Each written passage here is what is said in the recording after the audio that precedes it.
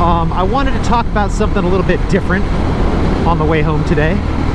I actually called the Harley Davidson dealer today because I had a couple of questions about their new bike. And I hope you weren't confused by the title of this video. I did not buy a Harley Davidson. It's not my new bike, not my new Harley Davidson. I just wanted to talk about the new Harley Davidson. And they have come out with a new power plant, new engine and transmission, like powertrain combo that they call the Milwaukee 8.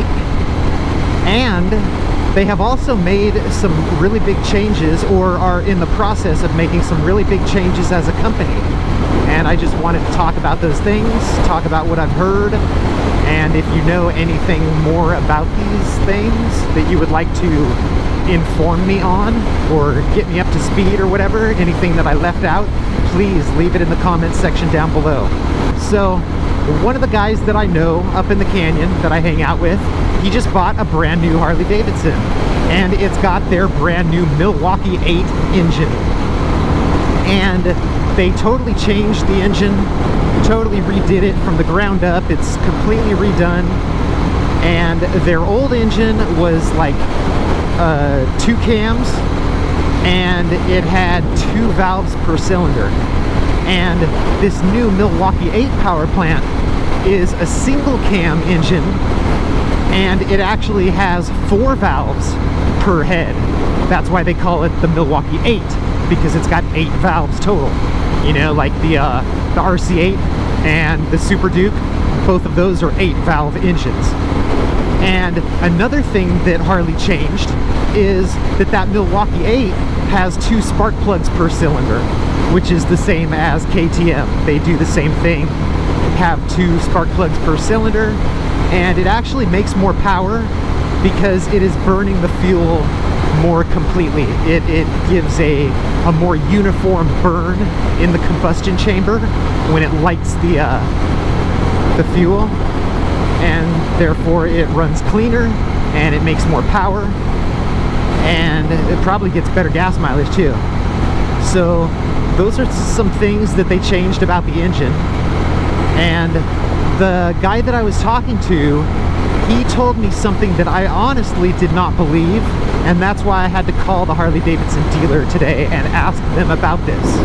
And he told me that his new bike with the Milwaukee 8 engine is a fly-by-wire throttle, just like the frickin' Duke 690, just like the Super Duke, and it has this special feature that, like on the hot days, if it's getting warm, when you get to a stop, you can click the twist throttle forward, and what it does is it kills the rear cylinder of the tube. It kills the fuel, it stops the fuel going to the rear cylinder, and at that point, the rear cylinder just acts as like an air pump, and it cools the engine off. That's what he was telling me.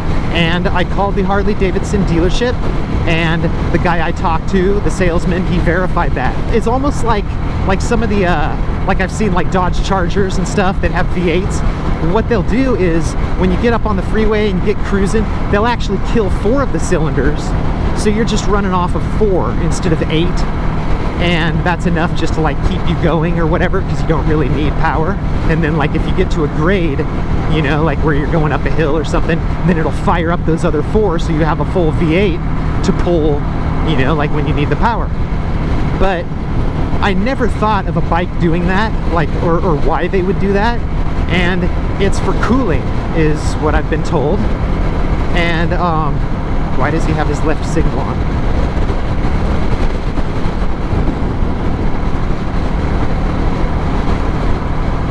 Does that mean go ahead and pass you? What does that mean? Does that mean you want me to pass you? Because I will do it.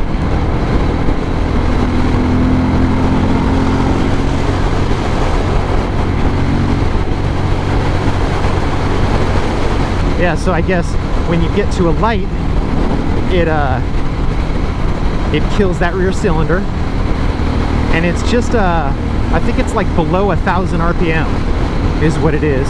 And then when you get going again, you know, like light turns green, start going again, and then it gives fuel to that rear cylinder, and then you're back up to full power and you're going again. But supposedly that really helps on the hot days to keep the bike cool.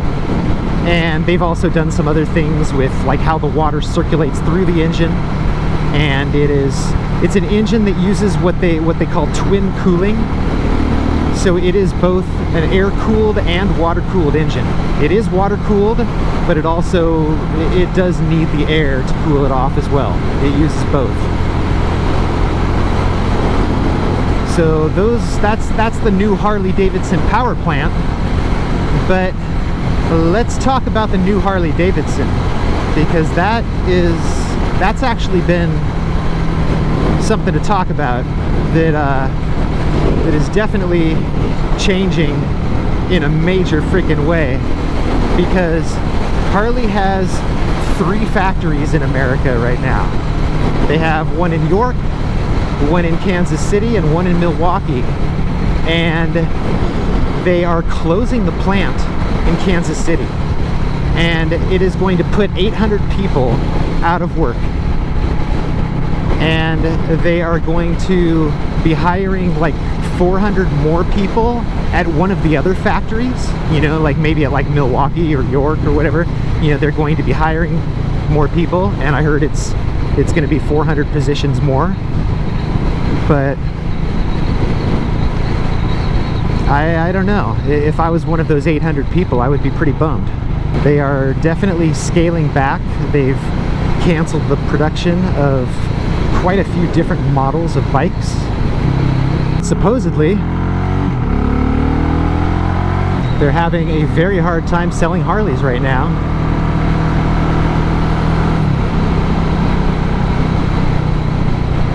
And I've heard it's because a lot of the younger guys are not buying Harleys. You know, they'd rather buy a freaking Japanese bike, rather buy an import bike than a freaking Harley. And I don't own a Harley, and in case you're wondering why, it's because the heaviest bike that I have is like half the weight of the lightest Harley they sell. Honestly, that's why. I'm really not that strong of a guy, and I ride alone almost 100% of the time. So about the time I'm out riding somewhere alone and I drop that bike, I'm not going to be able to get it back up on its wheels and get going again. So it just, to me, on a practical basis, the bikes that I have suit me perfectly for what I do. For the roads that I have around my house, for the type of riding that I'm into, that I enjoy doing. I like the bikes that I have. I like lightweight bikes that do really well in the canyons, and that's unfortunately that's not a Harley Davidson. And I really do like Harleys as far as when you look at the paint or the chrome or like fit and finish. Like, I mean, they're beautiful. They are absolutely beautiful freaking bikes, dude. They're pieces, it's like a rolling work of art. But it's just not what I need right now. Yeah, maybe later in life when I'm over canyon riding, and if I ever get over canyon riding, I don't know. But that's just where I'm at right now. These are the bikes that I feel comfortable on, and it's like I've said before, you don't want something that's too tall of a bike or too heavy of a bike or anything like that. You just want a bike that feels good to you, and the bikes that I have right now feel good to me. So that's why I'm sticking with what I've got, and that's why I'm not considering buying a Harley right now.